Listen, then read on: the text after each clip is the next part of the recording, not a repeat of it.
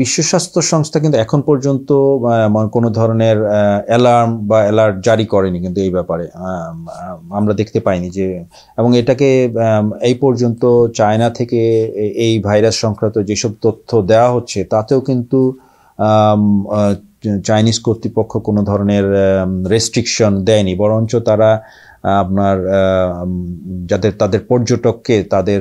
China ভ্রমণের জন্য মানে আতঙ্কগ্রস্ত না হয় চায়না ভ্রমণের জন্য আমন্ত্রণ জানাচ্ছে। সেক্ষেত্রে এই জাতীয় কোনো ভয় ভীতি আসলে নেই। যদি থাকতো তাহলে WHO এবং চাইনিজ এবং আরেকটা জিনিস হচ্ছে যে বিশ্ব স্বাস্থ্য সংস্থা কিন্তু চাইনিজ অথরিটিকে এই ভাইরাস সম্পর্কে তাদের যে তথ্য আদান প্রদানের ব্যাপারে তার সন্তুষ্ট প্রকাশ করেছেন,